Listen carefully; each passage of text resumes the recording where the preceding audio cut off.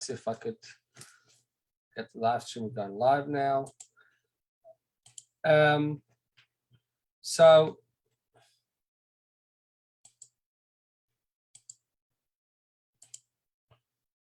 all right, so let's start from the beginning. I'm going to struggle a bit because I wrote lots of notes this afternoon and I couldn't print them, so I'm going to have to be going back and forth. What I want to say about organ donation is this: it's a very important subject. It's a crucial subject. Everyone should look into, and people should consider it.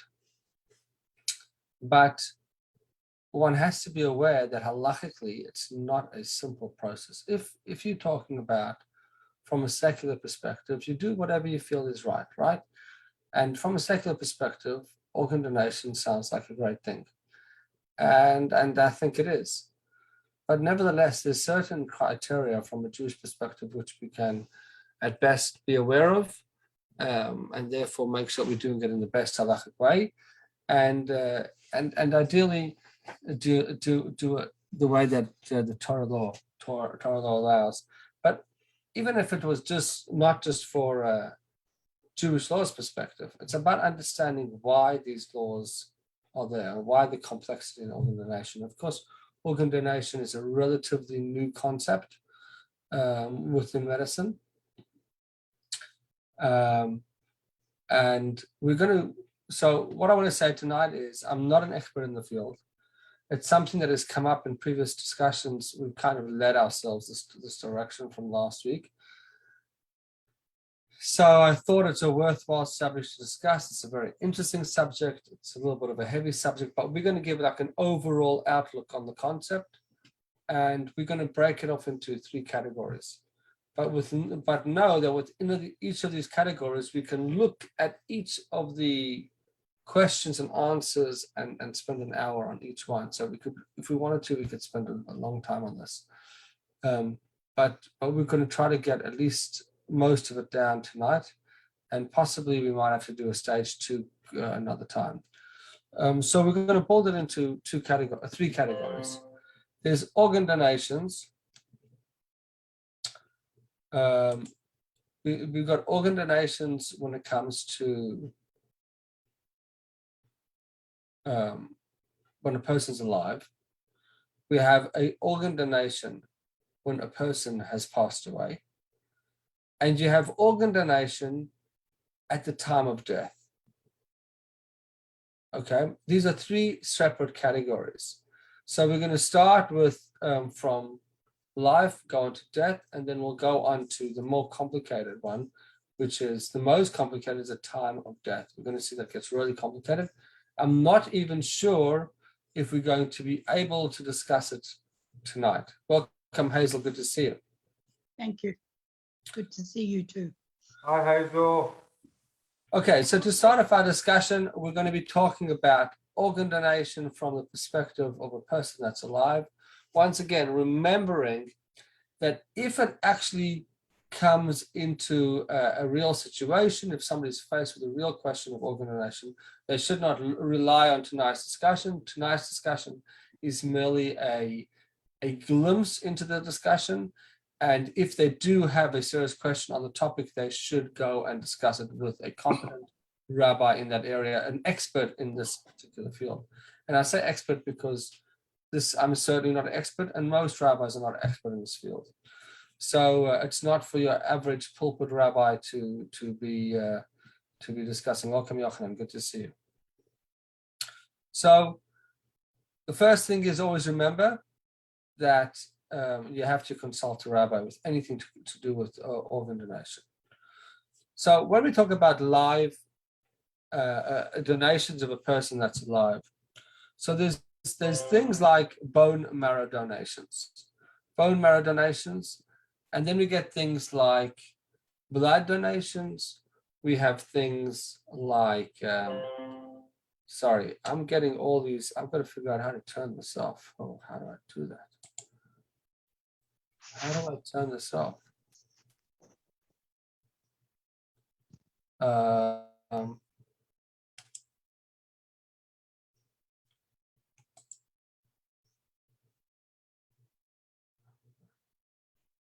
Sorry, I'm just trying to figure out how to not hear all of the notifications from my wife's Facebook, which is connected to this. All right. So we never had this issue before. Okay.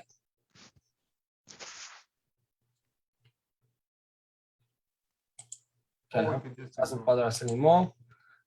My apologies.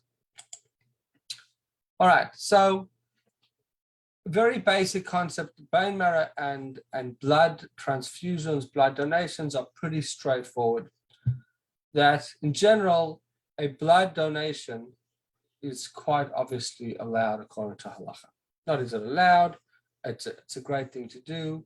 It generally helps a person as long as you're not putting yourself at risk. Okay, and it's done in a safe and healthy way as is recommended. So blood donations, giving blood is definitely a positive thing. Then we get to stage 2, something like bone marrow donation, or those are, once again, there's not considered a major risk involved, although it could be quite painful from my understanding. I've never done it, but I'm definitely on a list of bone marrow, international list for bone marrow donors. If they ever find me to be a match for somebody. So it's definitely good and worthy cause to get on a list for donating bone marrow. And while it could be somewhat of a very minute risk and it's considered quite painful, but it certainly is a healthy thing to do and can help a person's life. There's a fascinating question when you get into this whole discussion. There's been more than once children that have been born for the sake of saving their sibling's life. I don't know if some of you are aware of, there was a case, 20 years ago or something like that, where a family daughter, they had an unwell child, and the only person they could find as a match, the closest match they could find was they'll have their own child, even though it wouldn't necessarily be a perfect match, but they will take the risk. The wife herself had some type of cancer. He had some other issues which wouldn't allow him to have more children, and he had a whole surgery to reverse that, and she managed to get rid of her cancer. They had a child, and miraculously the child was a 100% perfect match, and the child was saved. And then a whole bunch of ethical questions came about. And then more recently, there's been cases of where through IVF, where you have children born to parents with certain type of DNA issues, where if they get the right bone marrow DNA, they can actually help the child with the mental disorders and all different types of serious issues. And there's been cases like that where parents go on to have another child for that reason, and raises a whole bunch of medical questions, ethical questions, and arguments. But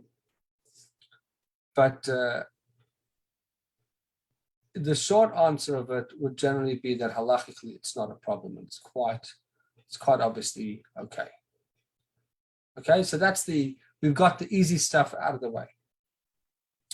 Now, it gets a lot more complicated when you start talking about things like kidney transplants or liver transplants, donations. Why does it get more complicated from a halachic perspective? So, firstly, in the early years of kidney transplants, it was considered very risky. Until to this day, it's still considered risky, but how risky it is has diminished significantly. It's not nearly as risky as it used to be. So we're going to look at one or two sources inside to see if we can figure out what's the case. Because what's the question over here? You would think that seemingly it should be okay. It seems like it would be okay, but on the one hand, you would say it's okay because you're potentially saving a person's life by giving the person a kidney. But on the other hand, the question could be, are you allowed to put your own life at risk to save another life? So when we're talking about bone marrow and blood, it's not considered a significant risk to a person's life in order to have a proper question. So that's why every authority agrees that it's not a problem. But when it comes to kidney transplant, for example, many authorities would say you are putting yourself at significant risk. Now, that risk has subsided, it's not as strong, but there is still a risk. So how would you answer that? So if you look at, for example, Avadia Yosef, who was one of the previous chief rabbis of Israel, considered the greatest Sephardic authority of the last century, halachic authority of the last century. His opinion is that not only is it okay to do, but it's actually an obligation to do it. Okay, he says it's an obligation to do it. Why? Because there's a commandment of al ta'amod al dam re'echa. Do not stand on your brother's blood. When you see somebody's dying, this is a major Jewish concept. Don't stand on your brother's blood. We've discussed this in previous Shurim. That from a Jewish perspective, if you see somebody is dying at sea or drowning at sea, or you see somebody is sort of struggling to breathe or whatever it is, and you know first aid and you have the ability to help them, from a secular perspective, in most places around the world, there's no obligation for you to help another person. You're just not allowed to cause harm. But from a Jewish perspective, if you have the ability to help another person, you're obligated to help them. We talk about this and I've given plenty of shiurim on this in the past, how if you talk about, for example, if you see there's the example of if you know what, I'll quickly show you a pasuk just to show you, because there's a few psukim that explain this concept. Now you can see all my notes that I prepared. No.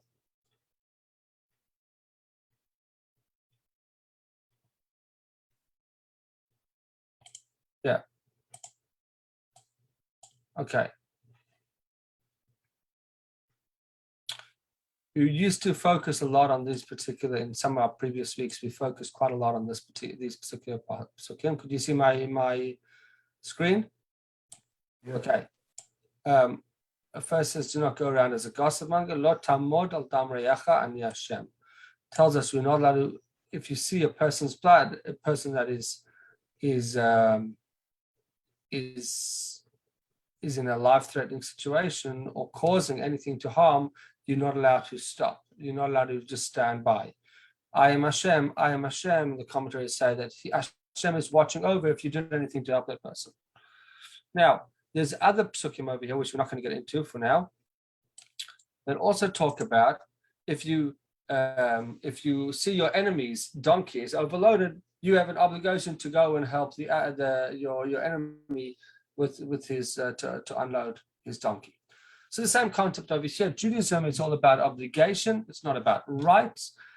Secular Western society is more about rights. What is my right? My right is to happiness, to wholesomeness, to being happy, to not be hurt, not be killed. That's my right.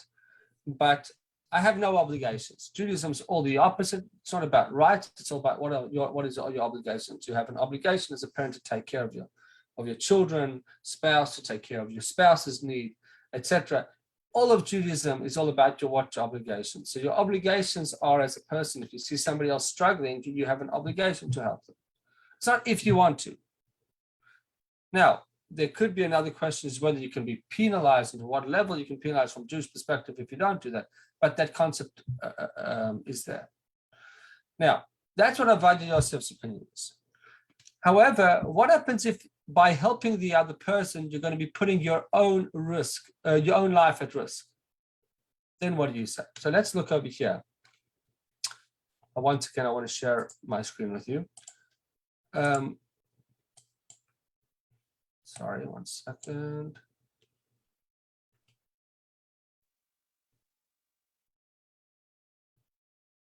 You could look all the stuff that I looked up before this year. If I can find it. 1 second, no, I can't find it. I copied the link beforehand.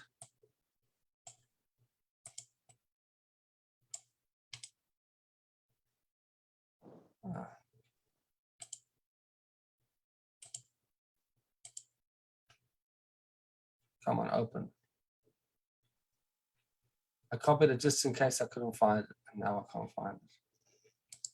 Because it's really important for today's shir. Try that again. Ah, here it is. That's right, yeah. I found it. Okay. Haroya Sfina. Okay, so this is the laws of Shabbat.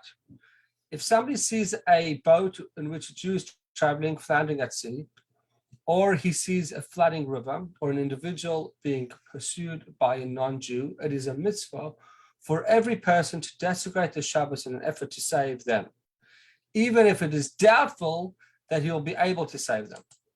So the Jewish law tells us that when somebody sees somebody else who has their life at risk, you break Shabbos, okay? Now, that's a famous concept that we know, that you're always allowed to break Shabbos or desecrate almost every single mitzvah in order to save another person's life. Nevertheless, Noach, you want to say something? Yeah, it looks like it's telling you to risk your own life too, not just to help, but it's telling you to risk your own life in order to help. Okay, all right, let's look over here. Nevertheless, if there's mortal danger involved to his own person in attempting to save those in danger, he should not endanger himself in order to save them, since at present he himself is not in mortal danger and is not able to place himself in that situation. This applies even if he sees the other person dying. Even though there's only a question whether his life would be endangered, and the other person is definitely in mortal danger, nevertheless it says to live them. The word is over here, v'chai bahem. Okay? The Torah tells us that the whole reason that I gave you to Torah is in order for us to stay alive, right? Why are we allowed to desecrate? This is a really important fundamental concept over here. Because if the Torah says do not let's just say do not make a fire on Shabbos, okay? But what happens if by making that fire on Shabbos you're going to save somebody's life? Are you allowed to do it? The answer is yes. But why? Because the Torah says, because two reasons. Number one, that you should live through them. That if by not making the Shabbos you're going to die, someone is freezing cold and therefore they're going to die from frostbite, then Shabbos is actually killing them. So therefore, if the Shabbos is killing you, you could do it. There's another reason which we say that if you break Shabbos to save a life, it says that you're saving this. Break one Shabbos to be able to keep many other Shabbos. So by breaking this one Shabbos, you get to do many more mitzvahs. You get to do many other Shabbos. But if you wouldn't do it, you wouldn't be able to do it. So here he's saying, if the obligation of the mitzvah to save, there's a mitzvah of al tamoid al damariach. You see somebody else dying, you have a mitzvah to save their life. That's the mitzvah, right? But what happens if that mitzvah is going to cause your life to be in danger? So then just like you don't have the mitzvah to break Shabbos, to put your own life at risk, so too you would say you don't have a mitzvah,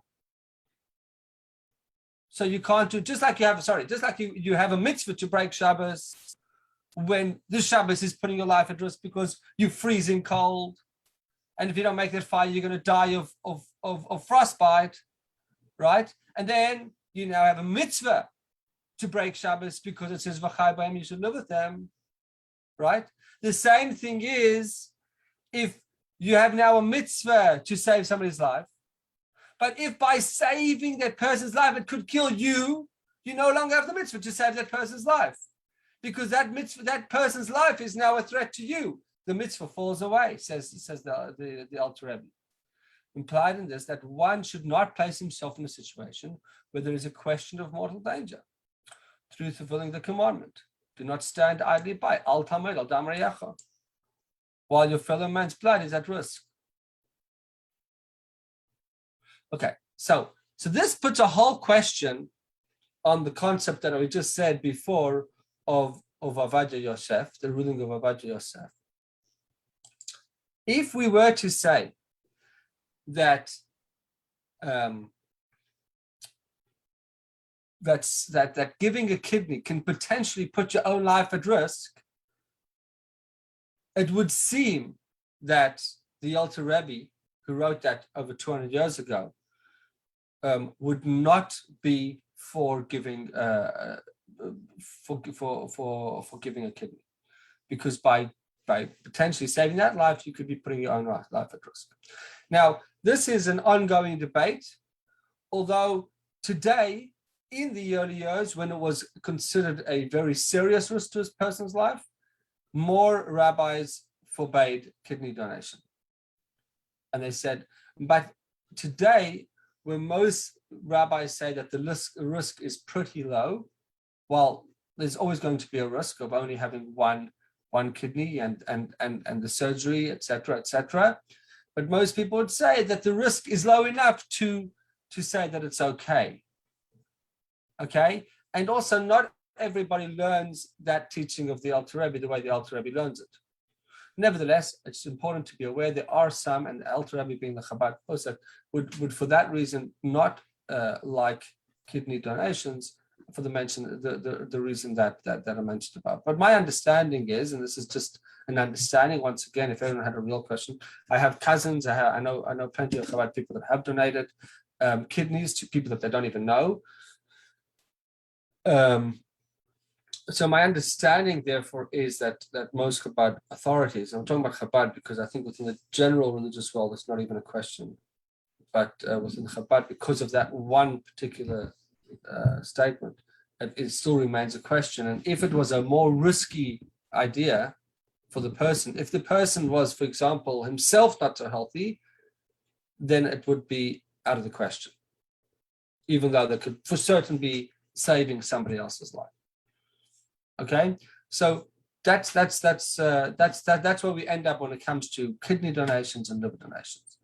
That in general it's okay as long as the risk is not considered severe. Nevertheless, there are still authorities that would say that because there is a risk, it shouldn't be done.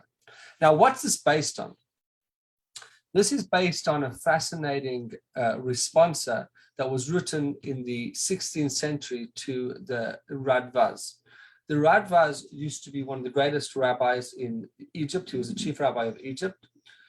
He wrote some 3,000 responsa, and some of those responsa are to absolutely incredible and crazy stories. And this particular story is no less interesting or sad, we should say. He was written a letter by a person who was in captivity. I don't know how the person got to write the letter and how it got to the Radvaz, or maybe he found out about the situation and afterwards decided to write a response on it. But the letter written to him was about an individual who writes that he's been told by his captives that he has a choice. Either they chop off his arm, or they kill his other fellow Jew that is with him. Should he chop off his arm, or should he allow them to kill the Jew, this fellow? Now, God forbid nobody should ever fight themselves in such a situation. But that was the question that when he was faced. So the Radvaz's response, which is what this whole thing is based on, was if it doesn't put your own life at risk, then you can, if you want, do it, but you are not obligated to do it. Okay, so you're not obligated to do it, but that's on condition that it's not putting your life at risk. But we know today that just having a person's arm chopped off in old style is probably very risky to the person's life. So therefore, it would probably be not allowed. Whether they knew that, but he said, if you could be certain that it's not going to put your own life at risk, then you can do it. But if you want to, there's absolutely no obligation to do it. And that's the same concept that we would say over here. Most authorities would say when it comes to organ donations of a person that is alive, that there is absolutely no obligation for anybody to make any type of organ donation, even though there's a concept of al tamid al dam re'echa, don't stand in your brother's spilling blood. But we cannot obligate a person to put himself under such a painful situation. Perhaps if it's even bone marrow donations is difficult to obligate people to do. While a bone marrow, we believe the risk is low but very painful, so therefore we can say that it's recommended and it's a good thing to do, and it's a mitzvah. It's actually a great mitzvah, but it's not an obligation. An obligation only comes about when there's no serious damage to the person's body. That's the way we understand it based on the Radvaz. Okay, so that's our first criteria for today. Our criteria of discussing organ donation from a person that is alive. So I'm going to pause for a moment and just ask if anybody has any questions on this particular subject. I do. Yes. This, I don't know how you say it in English, the al tamud al dam re'echa, an Yeah. obligation to help somebody. That also obligates me to mutilate my body. That also obligates you to. Mutilate my body, which you're not allowed to do. You're taking a kidney, you're taking whatever, a face, you're taking whatever it is that needs transplanting, then you're mutilating your own body. So is that in any conflict or not? No, 100%. That's what the Alter Rebbe is saying. That al tamod al dam re'echa, do not stand on the spilling blood of your brother, does not apply to when it's going to cause harm to your body or put yourself at risk. Okay. Right? Okay. So it comes. So long as you stay healthy, as you long have as to you're do still, it. You're yes, obligated to do it. right. And yeah, so as long as there's no definite risk to your life, or even damage to your body, then the answer is there's no obligation. And do you always know? Do you always know who it comes from, the kidney? Because it could if I'm in need of a kidney, for instance, it could create a conflict with like, I don't know who the donor is. So I'm not understanding your question. Say your question. Let's say the donor, let's say I need a kidney, and the donor, I don't know, it turns out he was a Nazi or something. That can create a conflict for the rest of my life. Okay.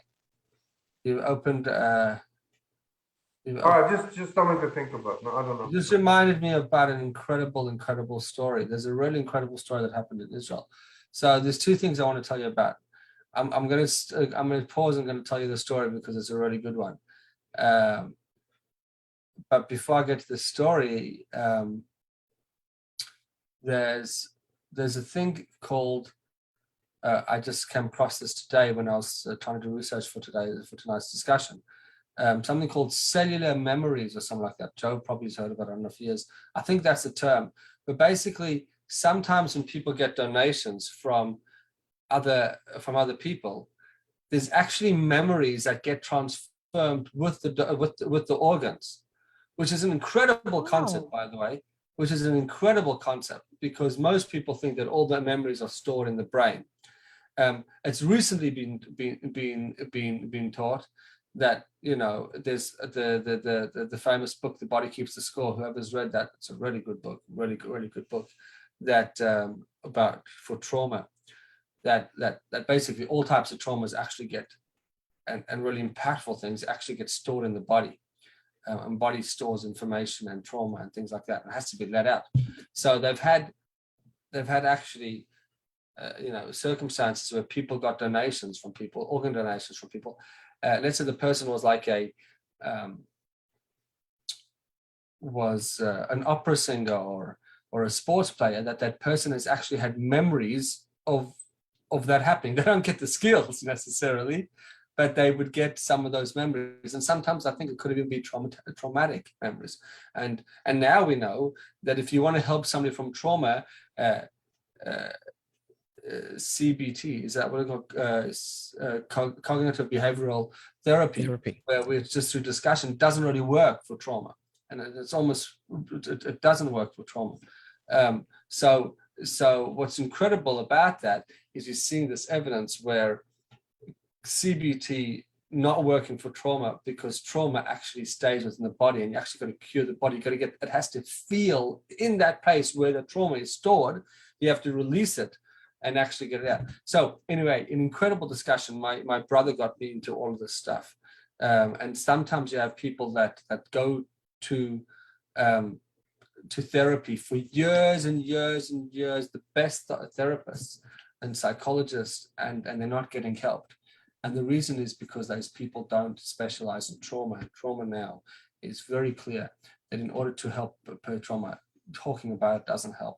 It's much more about going down and feeling it in the place that they have and reinventing what happened, etc., etc. A discussion for another time, but my brother got me into it, so I've read a lot of books on it recently, and my brother actually started practicing it. So if anybody's interested in that, but it's really powerful, and it happens to be a really good book. Just one more point that I just recently finished was The Choice by Edith Eger, who was a Holocaust survivor. And of course, we know all Holocaust survivors have the most extreme levels of trauma. And she managed through all these things to get over her trauma. Anyway, but I just found that to be quite incredible that it actually really works together when organ donations and people's memories getting transferred with organs, which is quite incredible. I was, because in Chassidus, I was just recently learning with my morning chavrusa through Ruby Cooper, and we says how emotions in Chassidus, we always say intellect is in the brain and emotions is in the heart. And everyone says, what do you mean? There's nothing in the heart. The heart doesn't have any mind of its own. There's no, and Chassidus always looks like the crazy one that talks about emotions in the heart. And we always try to give explanations. It goes through the heart, etc. But we know now that that's the feeling. That's the place that it gets hidden up. Okay. This is an incredible discussion, but I want to just tell you this story, which is one of the most incredible stories I've ever heard, and I hope I don't ruin it. The story is about a young man that was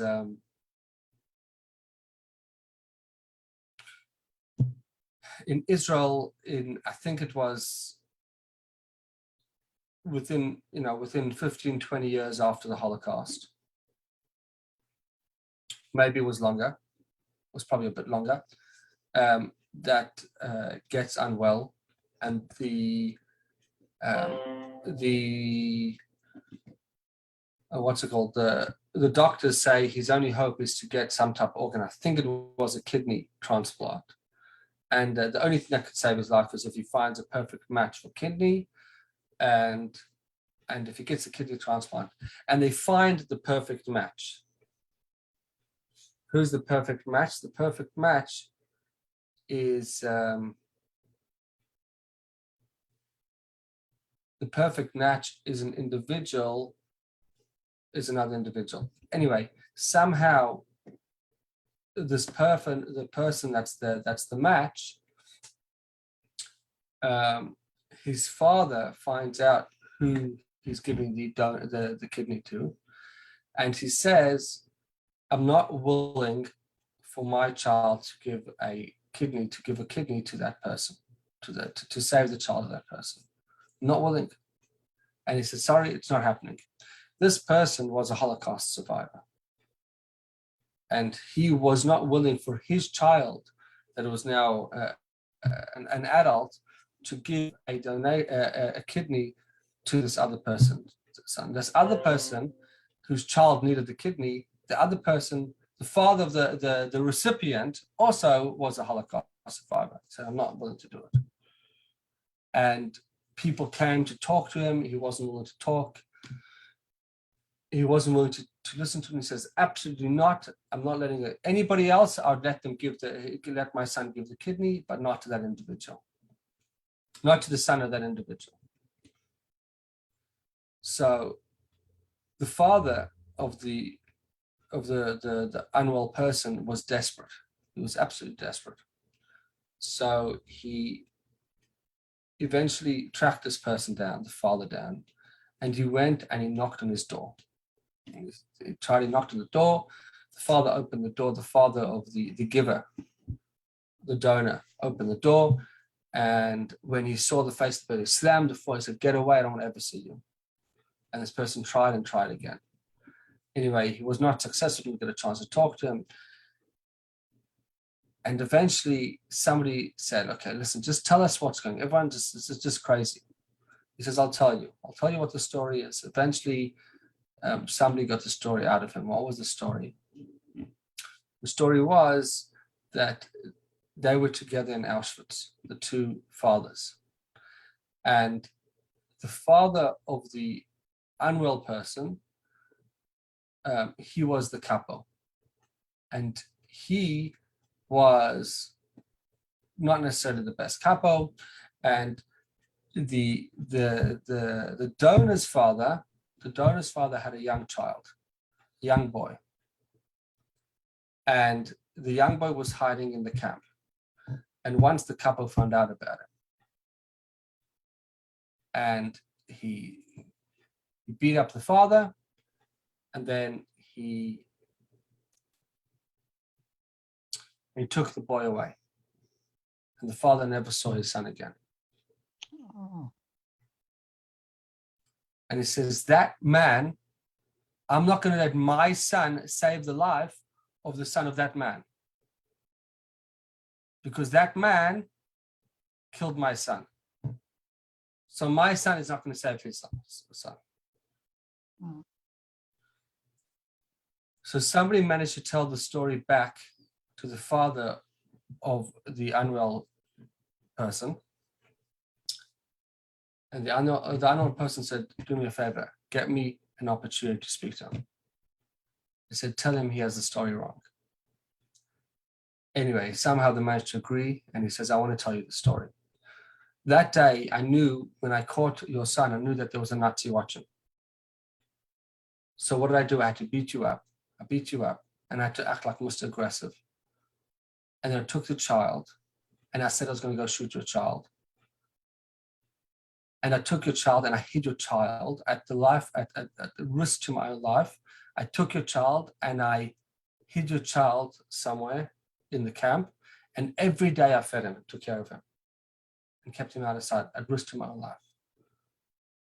After the war, I looked for you and I couldn't find you. We looked and looked, so I adopted your child. And I want you to know that the child that now needs, the person that now needs that kidney is your son. And that's why they're a perfect match. wow. Anyway, that's a story that you spoke about, a story of what happens if you don't want to receive or give a kidney to somebody. I don't know if that answers your question, but it just reminded me of that story. No, it backs my question up. That's why I asked it. Sorry? It actually backs my question and makes it stronger. That's why I asked the question, because I know other stories similar to that. That's why I asked it. That if you don't want to, first of all, we have to understand that we don't really know what it is we don't know. So what we think we know is not really necessarily what the truth is. But going on what we think we know, and we have a particular conviction, then it can create that conflict for the rest of our lives. Right. If what we think we know, to us, that's the truth, even though it might not be. So you're saying, for example, if somebody finds out they're a match for somebody and they don't want to be giving the No, they say don't- you got it. Say you got it and you find out it was a Nazi or something, and that can create a conflict within you for the rest of your life. Say you lost your whole family in the Holocaust. Like well, that. I suppose that's a choice the person has to make. Do they have an obligation to take that? Well, I don't know if you know before you get the donation or not. I don't know if you Well- find out after or not. Well, I don't understand the question. I'm saying if somebody were to receive an organ from a Nazi and then afterwards they found that it's a Nazi, first of all, the Nazi did something good with his life by giving the the organ to whoever that person was, if it's a Jew or whatever it is. So Yeah. maybe that's the way of rectifying it. But Anyway, I don't know if you're going to look at it that way. You lost your whole family in the Holocaust, and then the only donor was a Nazi, and you well, find I out suppose that that's your choice. If you don't want to take it, So that was my question. I don't know if you find out beforehand or afterwards. I think don't it know if you depends, know. it depends in each country and the rules in each place. I think there's different rules in each place. Right. I think in some places they do give information if both sides want. In some cases they don't give the information. If somebody wants to keep it private, they can. Sometimes they meet up. I think each place has their different rules, but I'm not particularly sure Yeah. about.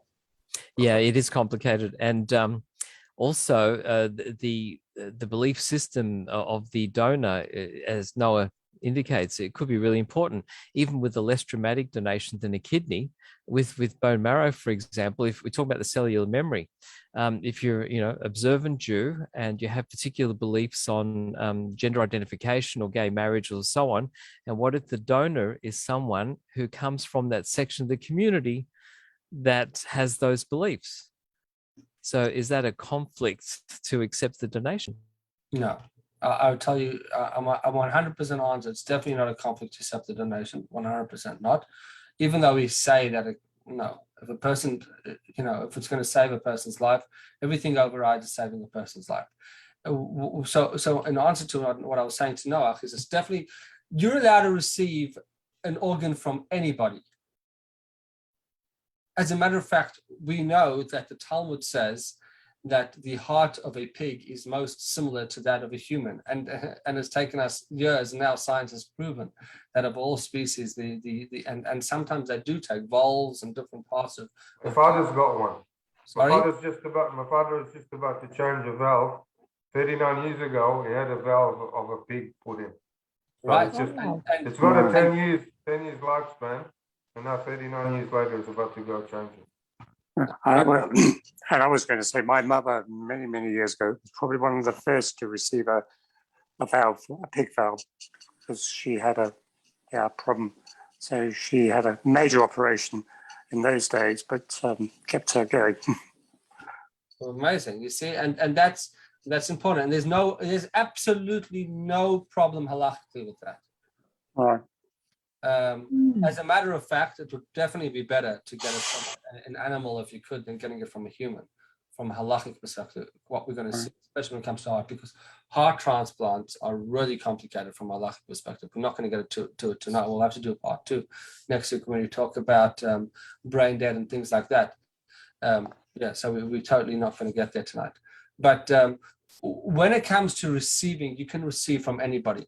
When it comes to giving, that's when it becomes problematic, because you're actively putting yourself at risk.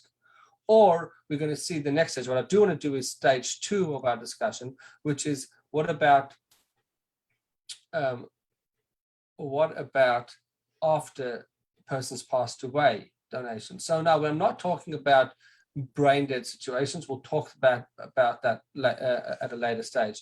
But what I'm going to talk about is, for example, if you have a person that is passed away within a short amount of time, they could use the cornea, they could use skin, so there's certain parts of the body that are still usable even after a person has passed away.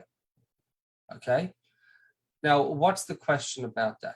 So the issues you're going to have from a halachic perspective, a person's passed away, what are the issues that we're going to have? There's 3 main halachic problems that we have with a person that's passed away using their body. The first issue is the halacha says that you're not allowed to have any benefit from a dead body. So we can't benefit from a dead body. It's called hana'ah. The second issue you're going to have is called nivul. It's against the Torah to defile a dead body.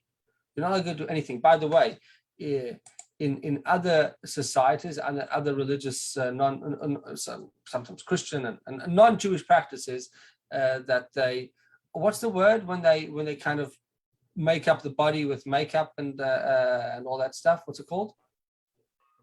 Oh, not embalming. No, embalming is what the that's Egyptian. right? But what do other people do? I forgot the word. I don't know. Okay, but you know what I'm talking about. And Yeah. you've seen it on TV, right? Where Yeah. the person looks all beautiful and gracious over there on their deathbed, and you've all been to Jewish funerals, and you've never seen the person's face, and the person is just washed and cleaned, and that's it. Put in Torah, and that's it, and covered in the simplest of caskets. Why don't we do that? Because that could require some type of either enhancement or touching the body. We don't want to do anything with the body. All we want to do is we want to do something called tahara, which is a purification. The body is actually placed in a mikveh as a purification after the person passes away. But we do not want to tamper with the body. So you're not allowed to have hana, not have any benefit from the body. You're not allowed to touch the body. You can't do any desecration of the body, even putting makeup or fixing up a scar or whatever it is to make it look good. We're not allowed to do that. The third thing that you're not allowed to do, the third issue that you're going to have is if you take a part of the body away, we know that you have to bury a body, and the body has to be fully buried, every part of the body. If you take a part of the body out, how are you going to bury that part of the body? Now, to be honest, of these three issues, the third issue is the most important. What's going to be the most important when it comes to using parts of the body? Because when we talk about if it's something like skin or anything, if you're going to use any part of the body, the person's body that has passed away, to save a person's life, halacha says that pikuach nefesh doiche kol haTorah kula. If somebody's life is at risk, you can do anything to save the life. So the Torah says that you have an obligation to bury the person after the person's passed away. That's an obligation. But what happens if now that person can now save another life? Which is more important, the burial of the body or saving the life? So the Torah says, well, saving a life overrides the burial of the body. And it will also override the hana, the benefit that you're having from the body. It will also override when it comes to the desecration of the body. So you've taken care of that if it's a clear case of pikuach nefesh. However, if we have a situation of, for example, like let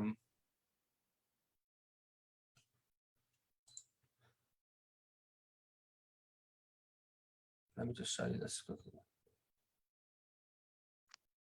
Let me just show you this just quickly inside, because I want you to see it inside quickly.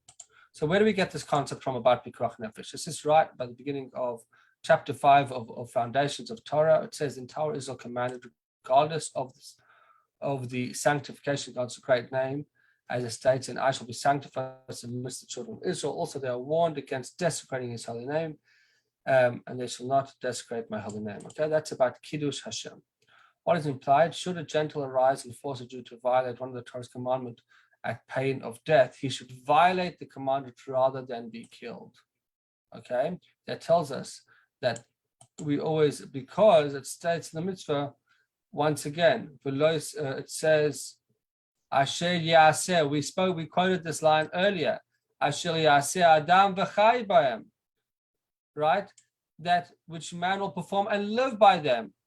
If the mitzvahs cause us to die, so let's say that the non-Jewish person comes, can even be a Jewish person for that reason. But if somebody comes to you and puts a gun to your head and says, either you eat this piece of ham or I'll kill you, right? So what's killing you right now? The ham is actually killing you, because by you not eating the ham, that's the mitzvah of not to eat the non-kosher. It's killing you because you're going to be killed because you refuse to eat it. So that could be a problem, right? Now, there are exceptions to this rule. For example, if it's a big Talmud, a very big scholar that people will find out that they did it, that's one exception. Or if it's public, then it also changes. So that tells us that So, but if you allowed yourself to be in most normal circumstances, if you said, you know what, I'm going to be super religious, I'm not going to eat that ham, and I'm going to actually rather get killed, you are actually transgressing accountable for your life. So you've put yourself at risk. So that's what teaches us. So therefore, once again, the same concept would apply over here. Whenever you have a case of pikuach nefesh, it overrides the entire Torah, except for the exceptions that exist that we know of. Okay, but how about if it's something like a cornea? It's a part of a person's eye, or something else that will help another person. You'll be desecrating the body, but you won't be saving a life per se. So let's say you have a person that's gone blind and they need a cornea from somebody else to help them be able to see. Are you allowed to take the cornea from the person that has passed away in order to help that person? So here we enter into another great debate with the rabbinical sources, because on the one hand, you are desecrating the body, you're not going to be burying the whole body, and you're having benefit from the body. So you're transgressing all three. So most authorities will say, Nachi, if I muted yourself, what do you want to think? What did you say? I didn't mean to unmute myself. No, but I was actually going to add something. I was just making some notes here. I realized that as we go through the hierarchy, the priorities of the halacha on the organ donation, I couldn't help it. It went through my head, the environmental mantra about reduce, reuse, recycle. It actually applies. Sorry, because the first thing is like reduce, is you try and avoid the need for organ donation in the first place, if possible. And there's a lot of work on artificial organs. If it's not avoidable, the reuse. So reusing the organ. And the last step is recycle if it can't be reused. And recycle is, of course, the burial process. Okay, so this is the thing that we're going to talk about. Recycle of organs and organ harvesting in general is very problematic according to all opinions. Okay, so let's make something clear. When I said before that you can donate to save a life, according to almost all opinions, that's on condition that there's an immediate life at risk. Or so can you donate your body to science where potentially your body will potentially save lives in the future? And the answer is no. In order to do it, there has to be an immediate case. What happens if by them doing an autopsy on your body, which is also halachically forbidden in general, but by doing the autopsy, they could potentially save another life through doing the autopsy. If there's an actual life that is at risk, that they might be able to find out that information, then they can do it. But if it's just for future information, then it's not allowed. Is that clear? So that's how we answer that question, which is a very important point. Donating our body to science, recycle, it sounds like a great thing, and it seems like a great thing, but halachically it's problematic, because we're giving we're only allowed to do it if it's actually going to directly go to saving a life. But if it's going to just potentially save a life, that's not going to be allowed. But if, back to our question, what happens if it's not actually saving a life, it's just helping a life? So it depends what it is. If we can somehow qualify that as saving a life, then you could find room. And that's where it gets gray. It's a gray area, because some people say, like, we talk about just this past parsha, we talk about this week's parsha, we talk about what happens to Yitzchak in the parsha. And it says that Vayetze Yaakov, the very beginning of this parsha, talks about this very concept. It's fascinating. The beginning of this parsha, it says that Vayetze Yaakov Beersheva, he left Beersheva, and it says Vayetze, that when he left, says Rashi, he's all left, his whole spirit about him left. So says the commentaries, hold on a second, Yitzchak was there. It says when a great man leaves, then it tells us, hold on, Yitzchak was there. Yitzchak was still alive. He left his father Yitzchak. So some of the commentaries say, but Yitzchak was blind, and a blind person is considered dead. In other words, their impact is not going to be able to be as great. There's other statements, of course, there's incredible blind people that have done incredible things around the world, but there's a certain element of when they're not able to see, they don't have, that there's a certain, so could we halachically say based on that by giving a person the eyesight back, it's as though you're giving their life back. It's a little bit of a slippery slope type of thing we discussed last week, not necessarily. So that's why it becomes debatable. And then there's another fascinating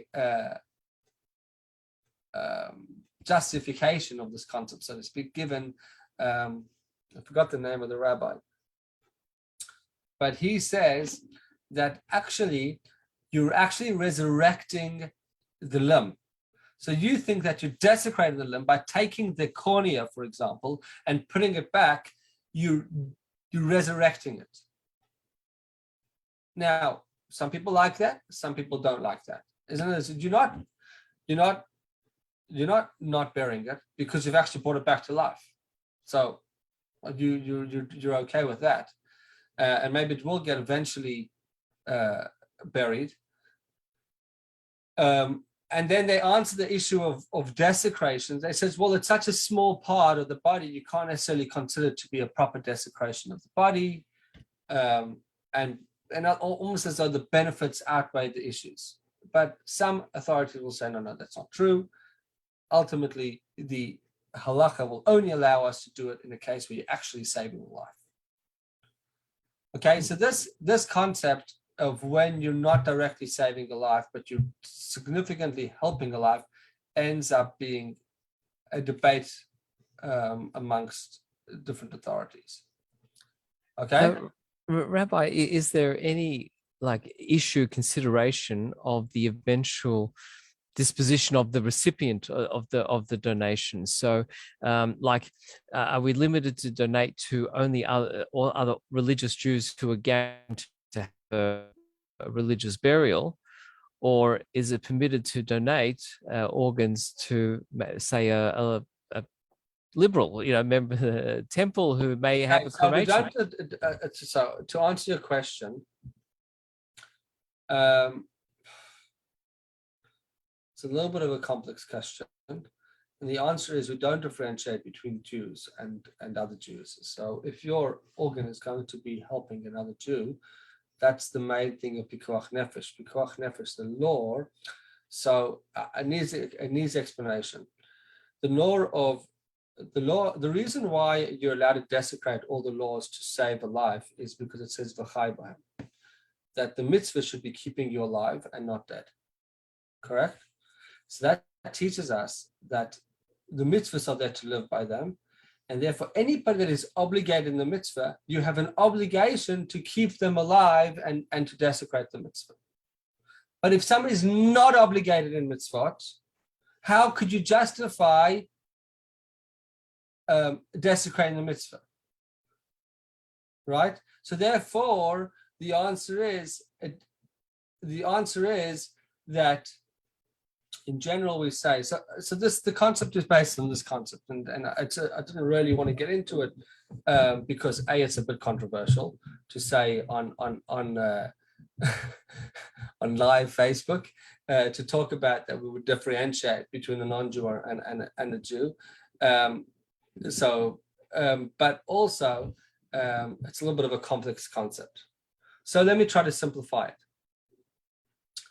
There's a Mishnah in Tractate Yuma that says that if you have a building which has collapsed, right, and if you know that the person that there could potentially be people alive there, you are allowed to dig it up. But if you don't know if there's people, if you're certain that, so and we 100%, by the way, I'm going to bring this mission again next week when we talk about actually talk about brain dead, because it's used as one of the proofs for brain dead. But over there it talks about what about if a person is not Jewish, if you know that people in there are not Jewish. So the answer is halachically, so I'm sorry, this is on Yom Kippur or Shabbos. Are you allowed to break Shabbos to save the lives? So the answer is, as long as you have even a doubt that there could be a Jewish person, then you're allowed to do it. What about if it's a non-Jewish person? The answer is that biblically you can't. Why? Because the only reason why you were allowed to break Shabbos to save the Jewish person was because of that line that we stated was v'chai bahem. What's by bahem is the mitzvahs. The mitzvahs have to cause you to live.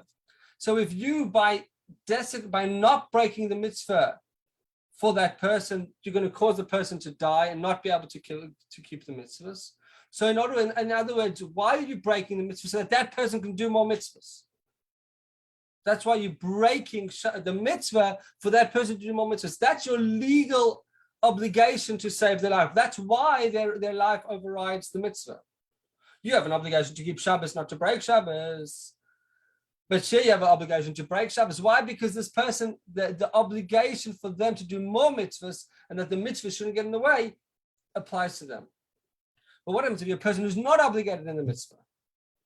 So what justification do you have for saving their life? They're not obligated in the mitzvahs. So you can't use a thing. So you can't say pikuach nefesh docha kol haTorah, because that's not what it's based on. We can't say that pikuach overrides it. Pikuach nefesh. So halacha has a different way of how we can use, for example, Atzalah. If Atzalah gets a phone call, it's not the question. They don't ask. Atzalah is the Jewish ambulance services. If somebody calls them and says, we got this accident, they don't say, is the person Jewish or not? As a matter of fact, in South Africa, numerous times in the Jewish area, I saw them attending to, an accident between two black people. That's what happened. People knew to call Atzalah, and Atzalah came. That's what happened. And it was even on Shabbos. So they're allowed to do it. What's the reason why you're allowed to do it? And the answer is because if they see that we only save our Jewish lives and don't save non-Jewish lives, that actually puts also your life at risk. Because that causes hatred. And when you cause hatred, it puts Jewish lives at risk. So therefore, the answer is biblically, we have a problem. We can't go and desecrate a mitzvah to save a non-Jewish life. Technically, we have no problem. We have the rabbis, so to speak, found a way around it by saying if we don't save non-Jewish lives when they're at risk, that will put our lives at risk, and therefore we have an obligation to also save non-Jewish lives. Now, this causes a little bit of a issue when it comes to organ donation. Some people say that this concept applies for organ donation because of the same issue, because we can't desecrate where we send the organs to. Some people say no, it doesn't. It's still the same concept. You can only put your own life at risk to save another Jewish life. So once again, it's a debated concept. But the answer in short is we have the same obligation as we have to save a Jewish life as a non-Jewish life. But we can't use the same reasoning halachically, Torah, from the Torah's perspective. So we have to use different reasons of how we get there. And because of those different reasons, we have an issue when it comes to organ donation. That's why it's a little bit gray. Okay, so I haven't answered the question, but I've told you the issues and the background behind the complexity. Thank you. No, you certainly have. The recent floods happened on Shabbat, the severe storm and floods, and which I did respond to. I spent a few hours there, and I was thinking that the justification in our streets and with a big event like that, you can't tell in advance who may need the assistance. It's exactly right. Right, 100%. Well, yeah. So once again, if you know that so today, when it comes to any type of life-threatening situation, there's no way that we would never differentiate, except for organ donations could be problematic for those reasons. But once again, there are still some authorities that say we could use the same reasoning that if we don't give, they won't give, and ultimately many more Jewish lives at risk. Some people could say that. Okay, so we want to save all lives. Technically, we have issues from a Torah perspective, but we have ways around it that make it, so to speak, equal. Okay. Unfortunately, a lot of streets in the south, there's at least one Jew in a street somewhere. So it's not like the bottle of shishim, is it? With the no, and that's why if we have even a suffix, then it's okay. So just in conclusion, I want to just say that what do we learn out? What do we learn out? Once again, we learn out from here. We're going to learn out next week. We're going to talk hopefully about brain dead. When you have people that what's considered death, and whether we can take somebody's heart and do a heart transplant on a person that is brain dead, to give it to another person, and what's the issues with that. But in conclusion, what we do see is we've learned out a lot of things over here. We learn out, number one, how meticulous the Torah is about helping other people. We have an obligation of the Torah to help other people at all times. We have an obligation to save other lives, and saving other lives overrides the rest of the Torah, except for particular situations, including where it puts ourselves at risk or in harm's way. Then it doesn't necessarily apply. But you could potentially and possibly, we can say that you should still do it, but we cannot obligate a person to do it when it's putting you in harm's way. Point number 3 is that we also learn the importance of the body and how important the body is, that we have to be so careful not to desecrate it and not to do any harm to it and take care of it, because ultimately the body is not ours, it's a gift from Hashem. And the body is something that it's just like when we have a Sefer Torah, that the Sefer Torah we all recognize as being holy, but just the cover of the Torah itself also gains a holiness. So the body has holiness in and of itself, but it's also particularly holy because it housed our soul. And the holiness of the body is not because only, in other words, in Judaism, it's not because, it's a dead body and we worship the dead. No, we don't worship the dead, but because it was the house of the life, because this is where it lived, this is where the Jewish person lived, this is where the life was, this is where the soul lived. That's why the body retains such great importance, and we're not allowed to do any harm to it. But whatever we can do to protect it and save it and help another person, we are obligated to do. Okay, so that ends tonight's discussion. If we have any other further questions, you're welcome to ask afterwards. Thank you so much. Shkoyach. Thank you, Rabbi. Thank Very you. interesting. Okay, Thank you Thank very you. much. Beautiful. Thank you. good night. Thank you. Thank you, Rabbi. Well, Good night. Is, Laila Tov. Laila Tov. for in this series, in this topic, will there be a mention of the HOD, the Halachic Organ Donor Society? Yes, you're welcome to. I think I didn't mention it because so I was going to mention it next week because We'll wait till next week. Yeah. Yeah, it's more connection to next week's discussion. Yep. But yeah, because it's somewhat of a controversial concept, to be honest. But in general, it's better than not knowing, and it's a good concept. But Okay. I'll mention it a bit next week. Thank you. Okay. All right. Have a good night. Any other questions or points? No? Laila Tov, thank you. Laila Tov. Okay, good night. Bye. Good night. Hi. Good night. Thanks for joining.